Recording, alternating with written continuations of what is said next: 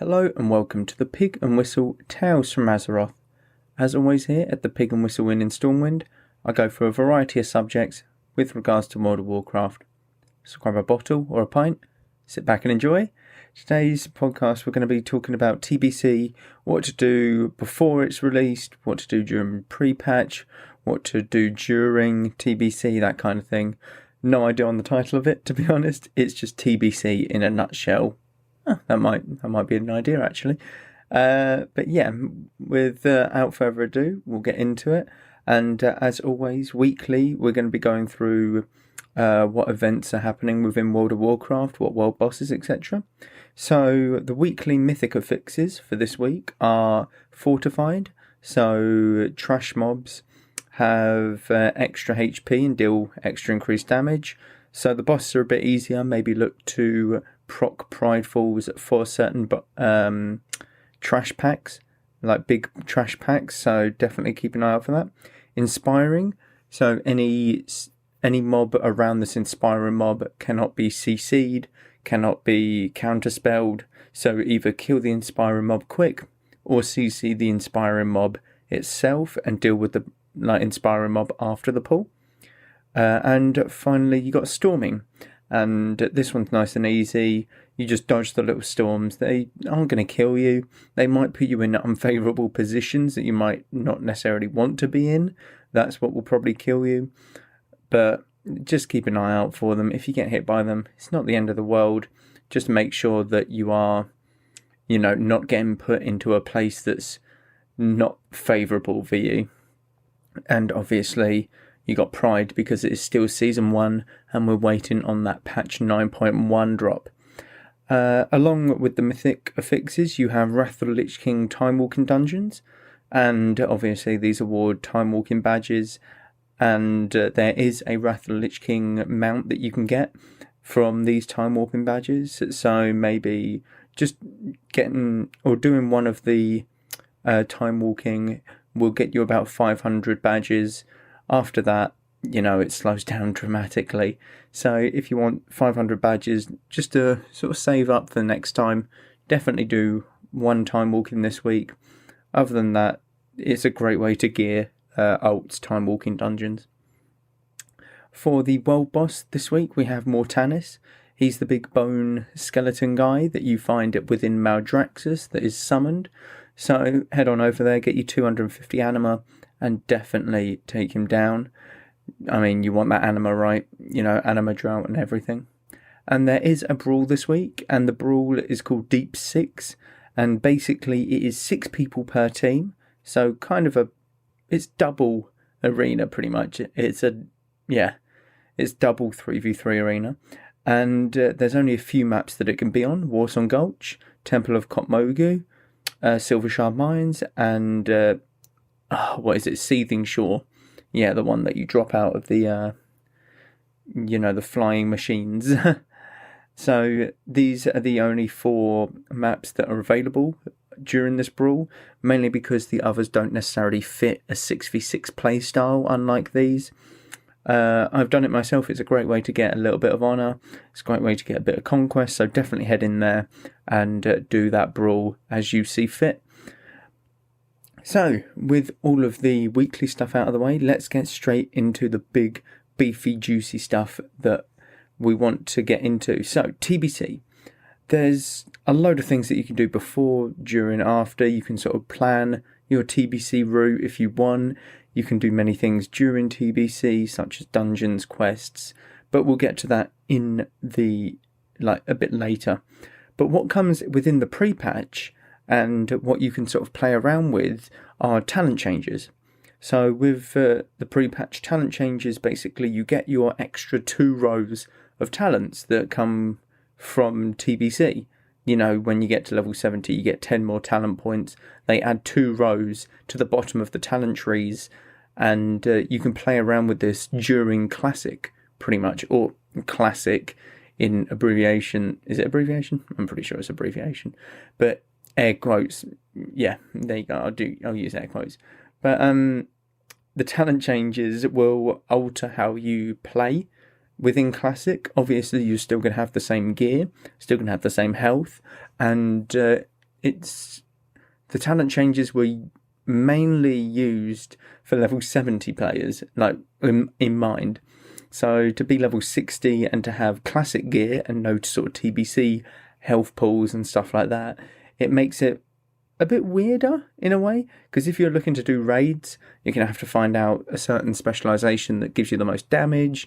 There's a couple other possible specializations that you might want to look into, like with mage, you get a little bit of a buff in frost, but ultimately you want to stick with fire. But then again, you've got loads of crit stuff within the arcane tree, and that crit stuff will be really useful to a fire mage, because fire is all about getting your crits and, you know, building up your ignite from your critical damage. So there's a lot of things that you could play about with. Maybe go into full arcane and then like half fire. You can play about with full frost and maybe half fire, half arcane, that kind of thing. So you can really mix and match, and this can be done within a PvP scenario as well. And talking about a PvP scenario, PvP currency is coming to the prepatch. Now, the old PvP system was basically you earn honor throughout the week, and every Wednesday it would be reset. And depending on how much honor you have made, and depending on how high you were within the brackets, then it bumped you up this ranking so much percent.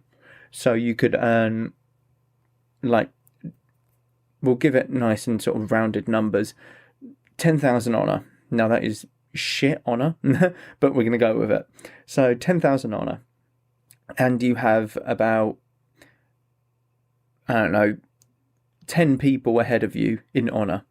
So they all earn 10,000 or above. You would be given a certain percent, depending on what rank you are, of your rank after that week. So say you're rank 12 and these people had a little bit more honor than you, you'd be in bracket 2, most likely. And within bracket 2, this is if you're like hardcore ranking, you would get, I don't know, 30% of that honor level up to rank 13. And obviously it only goes to rank 14. But that's sort of how the PvP system worked in Classic. It wasn't the most elegant system, but it required people to work together to a ridiculous sort of exception, or not exception, a ridiculous like mass. It basically required an entire realm's coordination with each other on both Alliance and Horde, and obviously you'd get people helping each other out on each different faction to help boost the pool size of the realm and the faction. Obviously increasing the pool size means that, like, instead of there being 20 people in this pool and you're 5th in this pool, it would increase the pool size to like 50 people and you're 5th in this pool. So suddenly you're getting a lot more percentage towards that next rank, because out of 50 people you were 5th instead of out of 20 people you were 5th. It deems it as you did a lot better in that regard. So that's how the sort of communication and helping each other out, or like the entire realm sort of communication, came into it. But with obviously TBC prepatch, you get PvP currency. So it's kind of like how it works today. You would go into a battleground, or works within Shadowlands now. You'll go into a battleground and you will earn currency. You will earn honor points. And these honor points in prepatch can be spent on PvP gear, because the PvP system or the PvP gear won't be locked behind anything anymore.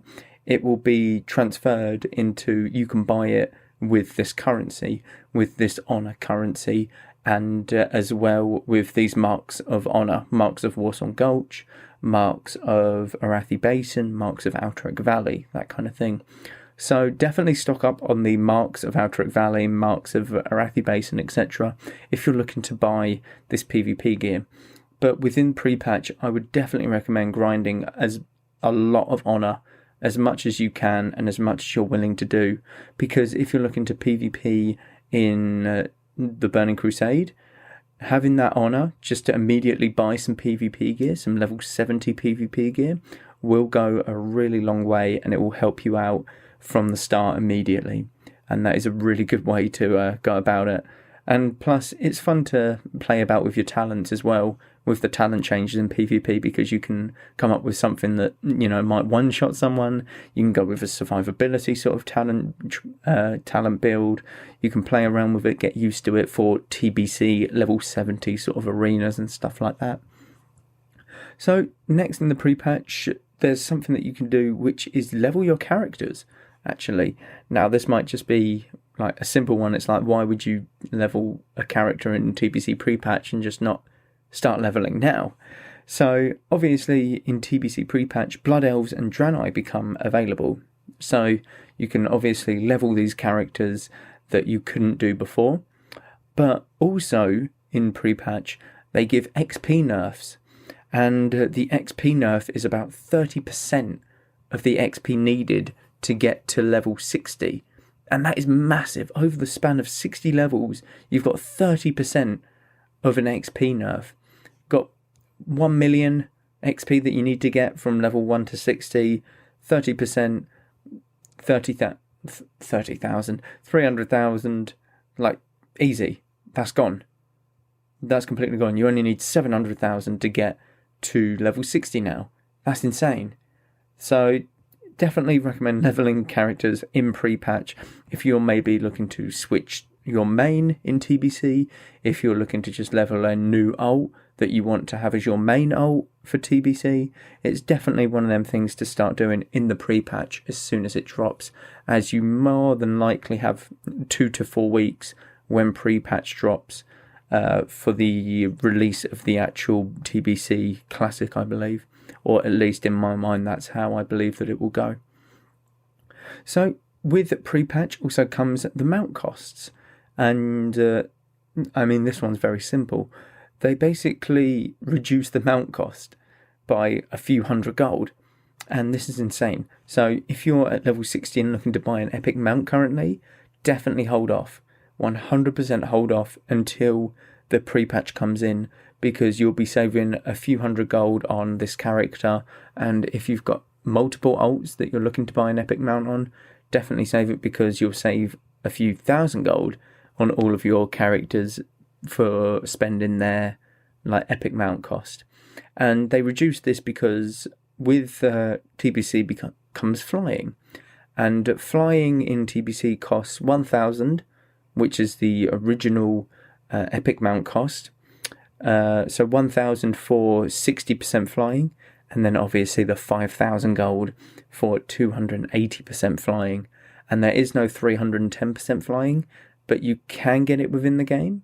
It's just they are from rare mounts in raids and such. So Ashes of Allah from Tempest Keep, is it? I'm pretty sure it's called Tempest Keep, yeah. So that's 310%. There's a couple others, the Nether Drakes, I believe, are 310%. So, yeah, there's no sort of 310 flying that you can buy in the game, but there is it within the game, if that makes sense. But definitely hold off for their mount costs, as you will save yourself a bit of gold and carry that into TBC with you. Maybe to get some, leveling pieces, leveling gear pieces, maybe to save up for your flying mount even. So and talking about mount costs and gold, another thing that you can do in TBC pre-patch is make gold. So with obviously gold being such a big thing within World of Warcraft, you want as much of it as you can, but you also want to spend as much as you can, because you obviously don't want to be left behind on gear, on enchants, on different things, etc. So making gold now, if there is absolutely nothing else that you want out of Classic, is sort of the best way to go. You obviously have many different methods. If you're a mage, you can AoE farm. If you're like any sort of class, you can farm certain mobs for stuff that's going quite highly on your realm. You can farm herbs that are still selling well. Arcane crystals are still somewhat decent. Many different ways to make gold. And obviously, while you're doing so, you can play around with your talents, which is the first one that I said. So you can obviously experiment with different classes to see if you want to switch your main for the expansion. So many different ways. And there's always the way of a GDKP raid. And if you aren't familiar with a GDKP, basically it's a raid where people bid on the items that drop. And at the end of the raid, the total pool of gold is added up and divided amongst all of the raiders. So you've got 40 members, so say you get 40 gold, everyone might get 1 gold, but they might do it differently. They might have, the tanks get 3%, so the tanks might get 3 gold, the top DPS might get 2%, and then everyone else gets like 0.5%, so everyone gets 50 silver, that kind of thing. But it's definitely a really good way of making gold. There's a Nax one that I myself have been looking at, and basically the total pool that comes in after a Nax raid is about 70,000 gold, and they divide it amongst raiders differently. They give a couple percent to, tanks and stuff like that. But every raider at least got 1,600 gold plus. And that's insane. That's nearly double what I have. I'm starting to make some gold myself because I want to save up for epic flying. But that, just to earn that within 2 hours of gameplay is really good. Considering you could do something else. You could grind mobs for about 2 hours and make about, if you're super lucky with drops, about 100 gold. So yeah, it's definitely worth it, GDKPs, if you have them going on your server. And some require certain things, some require world buffs, obviously all of them require consumables, flasks maybe, stuff like that. So definitely if you're looking to make gold, I would recommend a GDKP, because it's very good. Everyone's there for the same purpose. Therefore, you're not going to get scammed and stuff. So definitely keep an eye out for them.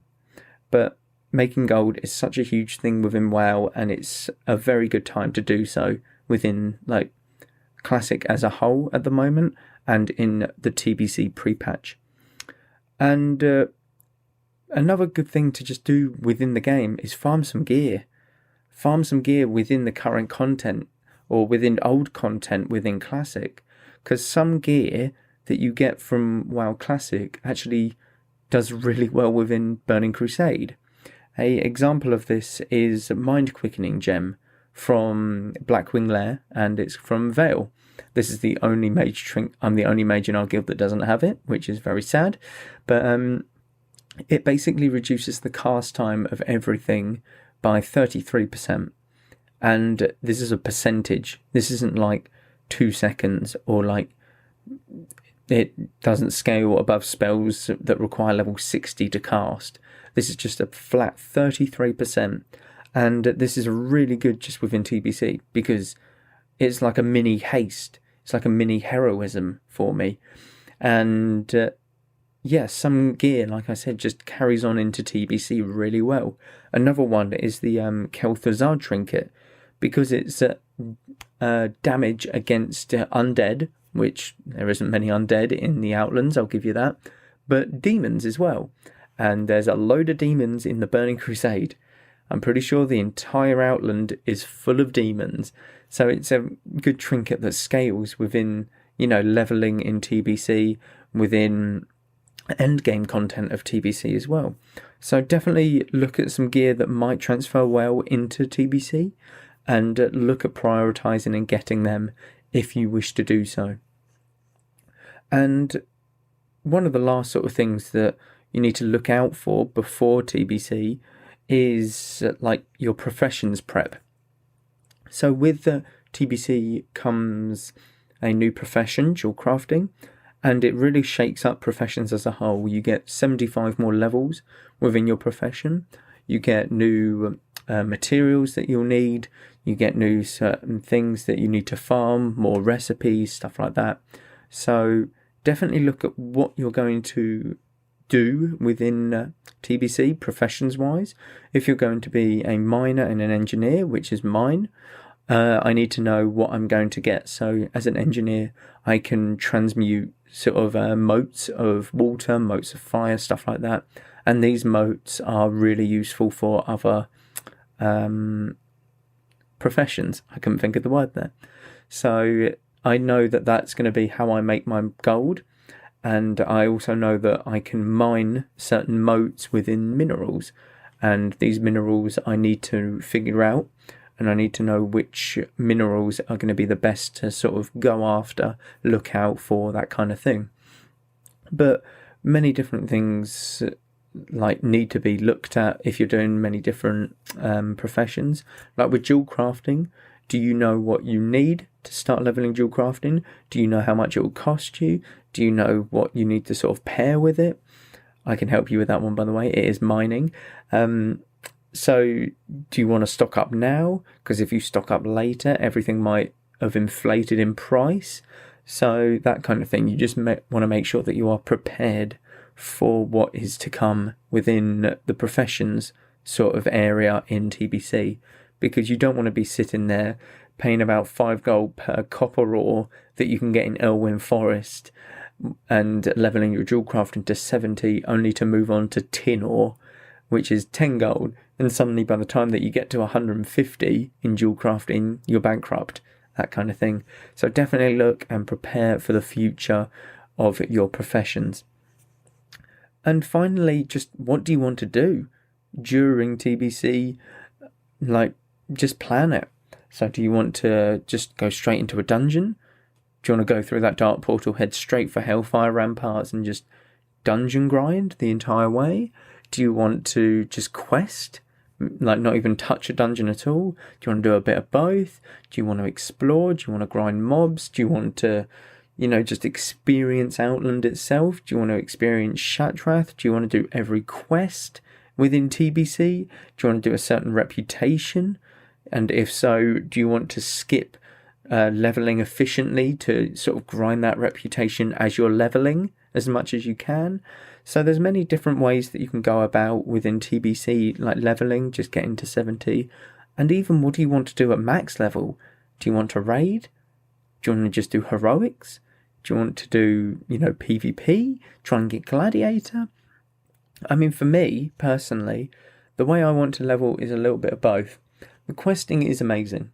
I love the questing in TBC.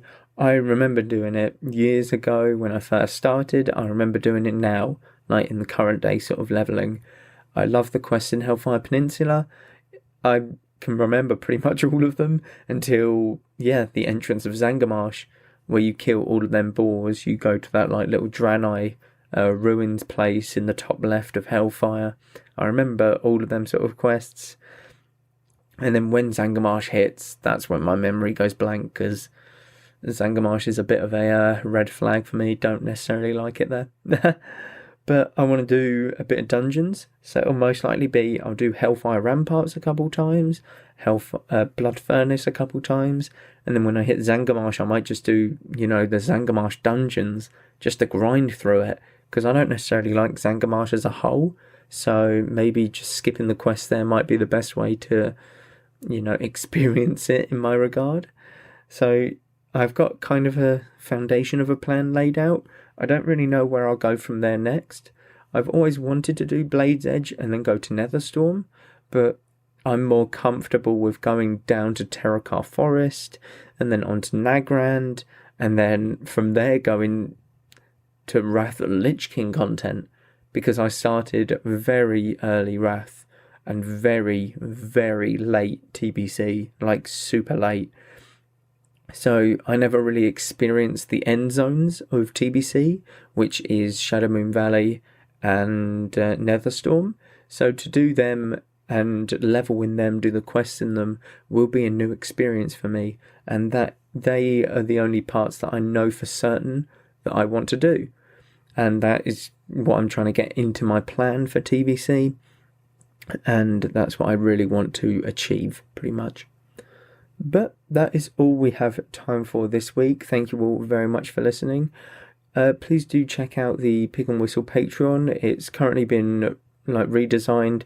You can support the channel from as little as £1 a month. There's loads of podcasts going up on there weekly, so definitely see to it that you're at least checking it out, and the little bit extra really helps. And check out the Pig and Whistle Twitch, actually. I've been streaming quite a lot recently with the new introduction to the PC, and all of the highlights have been going up on YouTube, loads of shorts going up, so definitely check all of that out as well. The links can be found on the Pig and Whistle website. You know where to find it, www.pigandwhistletales.com.